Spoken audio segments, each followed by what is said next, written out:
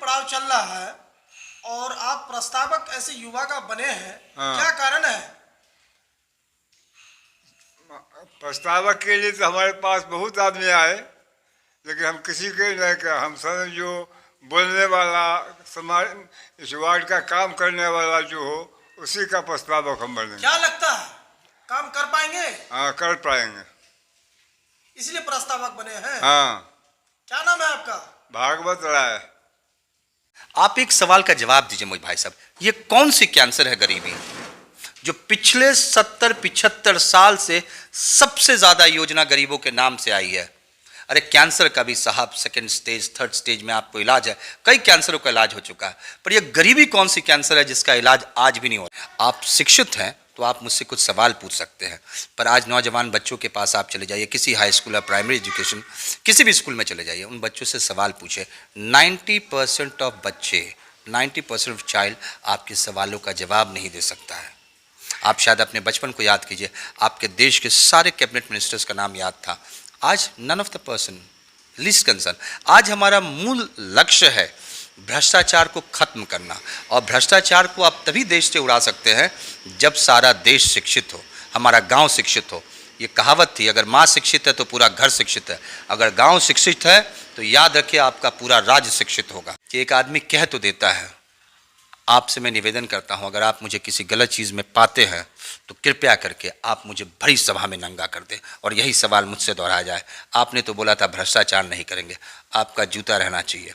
आप एक हमारे देश के, आप आज इस गणतंत्र में हमारे भारत का चौथा स्तंभ आज पटकारता है, और मैं आपसे उम्मीद करता हूं कि आप भी अपनी ड्यूटी ईमानदारी से निभाएंगे। ऐसे जनप्रतिनिधियों को आप नंगा कीजिए जो जनता की पैसा लूट करती है, और उन प्रतिनिधियों को आप सामने लाइए जो ईमानदारी से काम करना चाहते हैं, बट उन्हें सहयोग नहीं मिलता है। अगर देश में ईमानदार लोग नहीं रहते तो आज हमारा देश नहीं चलता।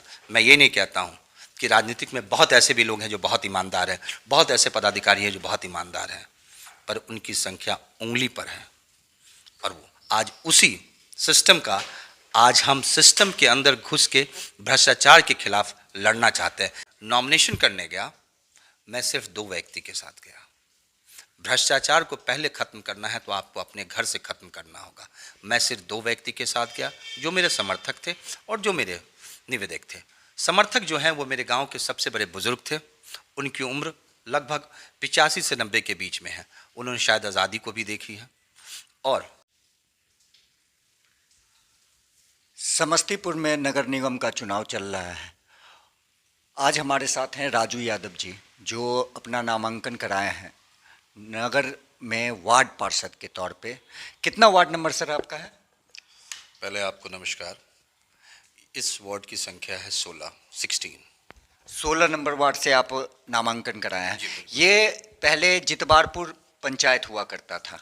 बिल्कुल आप सही बोल रहे हैं, ये जितवारपुर ने अभी नया जो है ये जुड़ा है नगर निगम के से। जब से पहले नगर परिषद था समस्तीपुर, अब नगर निगम बना है तो जुड़ा हुआ है उससे। बिल्कुल। तो जो नगर पंचायत, जब नगर में ये पंचायत में था, तो क्या यहाँ पे कितना डेवलप हुआ होगा आपके हिसाब से? आपके वार्ड में जब पंचायत में था उस समय क्या डेवलपमेंट का काम हुआ था? बिल्कुल, आप जो सवाल पूछ रहे हैं, विकास का शायद पैरामीटर कई रूप से हो सकता है। आप किस रूप में विकास देखते हैं? आप विकास शायद सड़क के रूप में देख रहे हो, या आप स्ट्रीट लाइट के तौर पे देख रहे हो, या आप शिक्षा के तौर पे देख रहे हो। विकास तो तीनों ही क्षेत्र में हुआ है, पर किस प्रकार से हुआ है ये हम तुलना समस्तीपुर जिला से कर रहे हैं। हमें भारतवर्ष की जो शिक्षा, उससे आज भी हमारा बिहार सबसे पिछड़े राज्यों में से एक है। एंड समस्तीपुर जिला is one of the totally backward district, जो हमको सेंट्रल गवर्नमेंट से भी इसके लिए सहायता मिलती है। हम लोग one of the backward district में से हैं। सड़क की गुणवत्ता साहब, वो तो हम लोग आए हैं तो अभी देख ही लिए कि आपके सड़क का भी स्थिति क्या है। मुख्य सड़क जो आपसे जुड़ता है जी तो बिल्कुल, पूरा सड़क जर्जर स्थिति में है।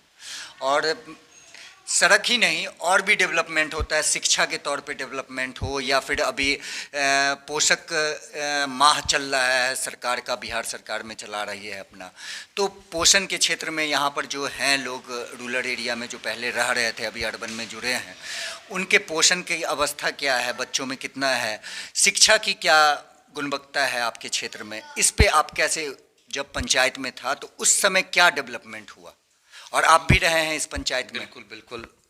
5 साल मेरा स्ट्रगल के तौर पे गुजरा है। मैंने शिक्षा जगत में भी काफ़ी प्रोफेसर टीचर से मेरी मुलाकात हुई है। शिक्षा व्यवस्था बिल्कुल बिहार के अंदर चरमराया हुआ है। आज बच्चों को नॉलेज नहीं है।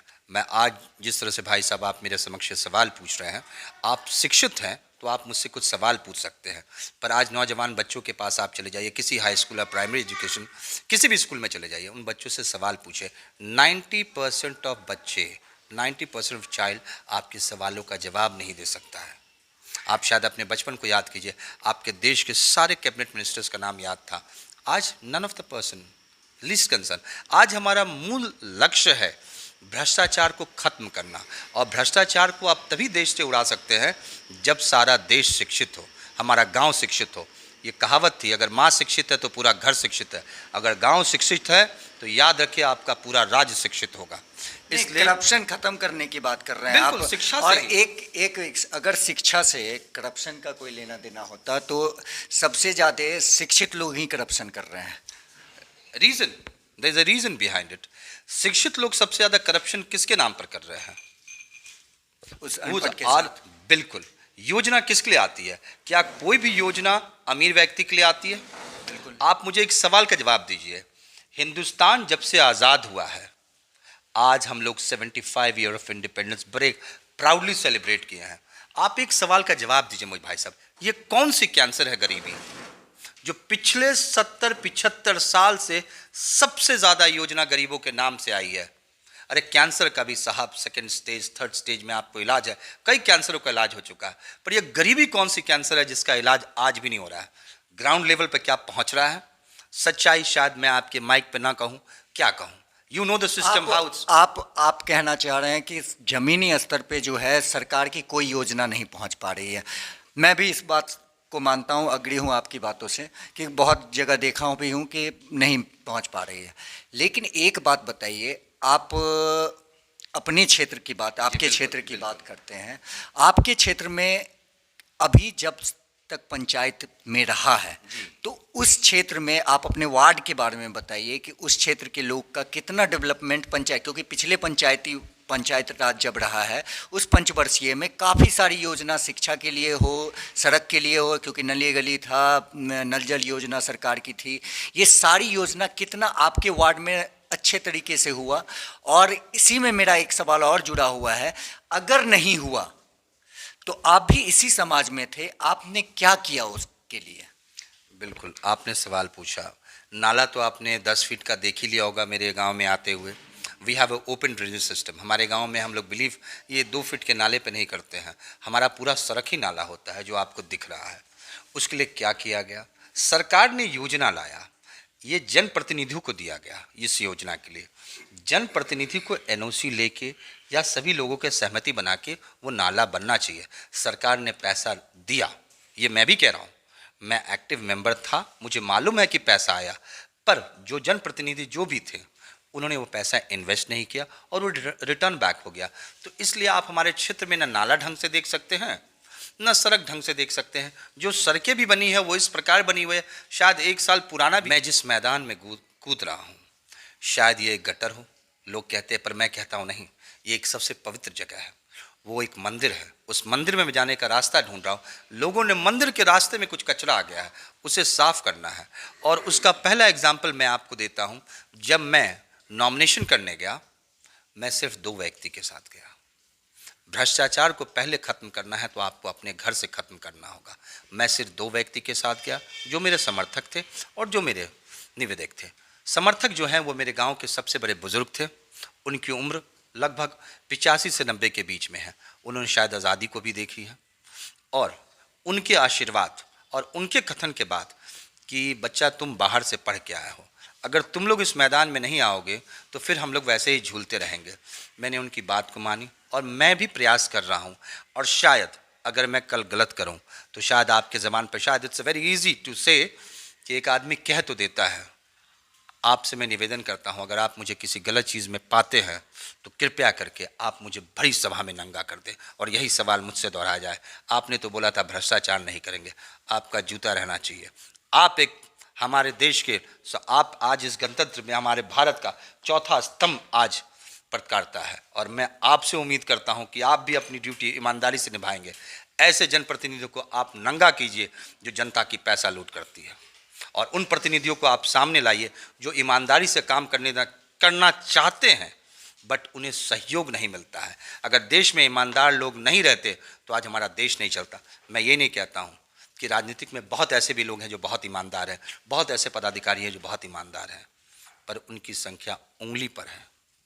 और वो आज उसी सिस्टम का, आज हम सिस्टम के अंदर घुस के भ्रष्टाचार के खिलाफ लड़ना चाहते हैं कि मेरी जनता को सही योजना सही वक्त पर पहुंचे।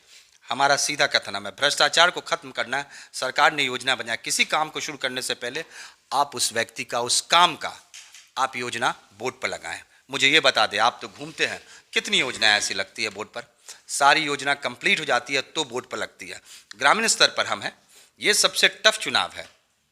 आपको शायद विधायक का चुनाव हो या सांसद का चुनाव हो, उसमें ग्रामीण मुद्दा नहीं होता है, इसमें ग्रामीण मुद्दा है।